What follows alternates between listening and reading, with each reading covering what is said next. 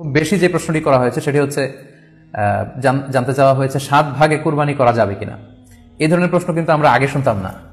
Recently কিছু কিছু স্কলারদের আলোচনা বা এতে করে লোকজন হয়তো বিভ্রান্তিতে ভোগেন কিংবা একটা ধোঁয়াশা তৈরি হয়, ফলে এই প্রশ্নটি করা হচ্ছে। আমরা আবহমান কাল থেকে আমাদের প্রিয় মাতৃভূমি বাংলাদেশে হয়তো ছাগল কুরবানি দিয়েছি অথবা গরু কুরবানি দিয়েছি সর্বোচ্চ 7 ভাগে।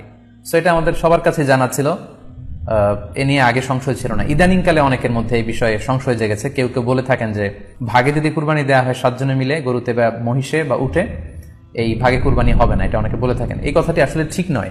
আপনি যদি ভাগে কুরবানি দিতে চান এটি জায়েজ আছে, এবং একটি উটে বা মহিষে বা গরুতে আপনি সর্বোচ্চ 7টি ভাগে কুরবানি দিতে পারবেন ইনশাআল্লাহ।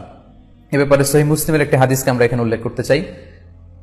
সাইয়েদনা জাবের রাদিয়াল্লাহু তাআলা আনহু থেকে বর্ণিত, তিনি বলেন, ক্বালা হাজাজনা মা রাসূলিল্লাহি সাল্লাল্লাহু আলাইহি ওয়াসাল্লাম, আমরা আল্লাহ রাসূল সাল্লাল্লাহু আলাইহি ওয়াসাল্লামের সাথে হজ করেছি। ফানাহারনাল বাঈরা আন সাবআ, সেখানে আমরা উট কুরবানি দিয়েছি 7 জনের পক্ষ থেকে। ওয়াল বাকারাতা আন সাবআ, আর আমরা সেখানে গরু কুরবানি দিয়েছি 7 জনের পক্ষ থেকে। খুব সুস্পষ্ট, একটি উটে ওনারা 7 জন অংশগ্রহণ করতেন, একটি গরুতে 7 জন অংশগ্রহণ করতেন।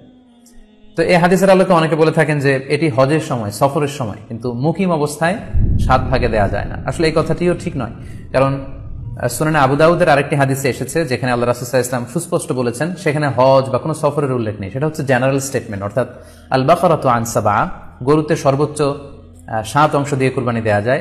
ওয়াল জাযুরু আন সাবআ, আর উটের ক্ষেত্রেও সর্বোচ্চ 7 অংশ দিয়ে কুরবানি দেয়া যায়। তো এই হাদিস, দ্বিতীয় যে হাদিসটি উল্লেখ করলাম, এটা হচ্ছে জেনারেল স্টেটমেন্ট। সেখানে সফর মুকিম কোনো কথা বলা হয়নি। ইন জেনারেলি বলা হয়েছে যে উটে 7 ভাগ দেয়া যায়, গরুতে 7 ভাগ দেয়া যায়। সো আমরা যারা ভাগে কুরবানি দিচ্ছি 7 জন মিলে একটি গরু, আপনারা নিঃসন্দেহে সানন্দ চিত্তে নিশ্চিন্তে কুরবানি দিতে পারেন। সহিহ হাদিসের আলোকে এটি সাব্যস্ত, এতে কোনো সমস্যা নেই ইনশাআল্লাহ। তবে ভাগে কুরবানিতে কিংবা যৌথ কুরবানিতে কয়েকটি বিষয় আমাদেরকে খেয়াল রাখতে হবে। নাম্বার 1 হচ্ছে নিয়ত। আপনাদের ইন্টেনশনটা ক্লিয়ার হতে হবে। প্রত্যেকেরই যাতে একই ইন্টেনশন থাকে, সবারই যাতে ইন্টেনশন থাকে যে শুধুমাত্র আল্লাহ তাআলার সন্তুষ্টির জন্য আমরা এই কুরবানি দিচ্ছি। এখানে কয়েকজনের যদি ইন্টেনশন থাকে যে আল্লাহর সন্তুষ্টি, অন্যজনের যদি নিয়তে ঝামেলা থাকে, তাহলে কিন্তু কুরবানিটা প্রশ্নবিদ্ধ হয়ে যাচ্ছে। কারণ ইন্নামাল আমালু বিন্নিয়াত, ইয়ানি ইন্নামা সাওয়াবুল আমালি বিন্নিয়াত, সমস্ত কাজের প্রতিদান দেয়া হবে আপনার ইন্টেনশন বা নিয়তের উপর ভিত্তি করে। সো এজন্য যারা খুব বেশি মুখলেস, খুব বেশি মুত্তাকি, তারা অনেক সময় যৌথ কুরবানি দিতে চান না। সামর্থ্য না থাকলে ছোট একটা ছাগল দিয়ে তারা একাকি কুরবানি দিতে চান। The safe, he want to be in the safer side. কারণ যৌথ কুরবানি দিতে দিতে যে কার মনে কি চিন্তা, কার মনে কি নিয়ত, আমরা কিন্তু কিছু জানি না। সো যদি যৌথ কুরবানি দেন, কুরবানির আগে সবাইকে এটা কনসার্ন করে দেওয়া, রিমাইন্ডার দেওয়া যে ভাই আমাদের কুরবানিটা হবে শুধুমাত্র কেবলমাত্র আল্লাহ তাআলার সন্তুষ্টির জন্য, অন্য কোনো নিয়ত যেন না থাকে, তাহলে কিন্তু আমাদের কুরবানি বরবাদ হয়ে যাবে। এটা হচ্ছে প্রথম কনসার্ন। 2 নম্বর কনসার্ন হচ্ছে হালাল উপার্জন দিয়ে কুরবানি হতে হবে। যৌথ কুরবানিতে কেউ কেউ যদি এমন থাকে যাদের উপার্জন হালাল না, সেই কুরবানি কিন্তু আল্লাহ তাআলার দরবারে কবুল হবে না। সো এটা খুব গুরুত্বপূর্ণ একটা বিষয়।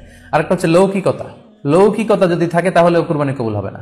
যৌথ কুরবানিতে কারো যদি এটা থাকে যে আমার গরুটা সবচেয়ে বড়, আমাদের গরুটা এলাকার সবচেয়ে বড় গরু, এবং সবাইকে বলে বেড়াচ্ছে যে এইবারের গরুটা সবচেয়ে বড় হয়েছে, আমার চেয়ে বড় গরু কেউ দিতে পারে না এই এলাকায়,